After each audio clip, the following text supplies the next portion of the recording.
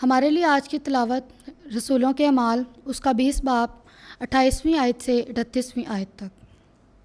اپنی اور اس سارے گلے کی خبرداری کرو جس پر روح القدس نے تمہیں اوصافک ٹھہرایا، تاکہ خدا کی کلیسیا کی گلہ بانی کرو جسے اس نے اپنے ہی خون سے خریدا ہے۔ میں جانتا ہوں کہ میرے جانے کے بعد پھاڑنے والے بھیڑیے تمہارے درمیان آئیں گے جو گلے پر ترس نہ کریں گے، اور خود تم میں سے ایسے آدمی اٹھیں گے جو الٹی الٹی باتیں کہیں گے تاکہ شاگردوں کو اپنی طرف کھینچ لیں۔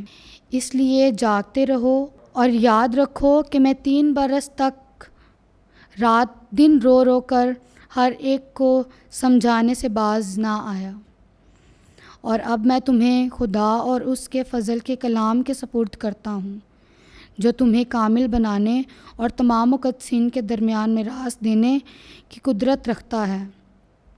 میں نے کسی کی چاندی یا سونا یا کپڑے کا لالچ نہیں کیا، بلکہ تم آپ جانتے ہو کہ جو کچھ مجھے اور میرے ساتھیوں کو درکار تھا سو انہی ہاتھوں نے کمایا۔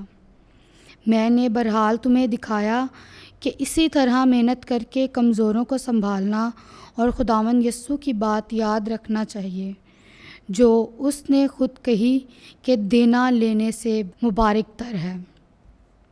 اور اس نے یہ کہہ کر اپنے گھٹنے ٹیکے اور ان سب کے ساتھ دعا کی، اور وہ سب بہت روئے اور پولس کے گلے لگ لگ کر اسے چوما، اور خاص اس بات سے غمگین ہوئے جو اس نے کہی تھی کہ تم میرا منہ پھر نہ دیکھو گے، اور پھر انہوں نے اسے جہاز تک پہنچایا۔ پاک کلام کے پڑھے اور سنے جانے پر خداوند کی برکت ہو۔ خدا کا شکر ہو۔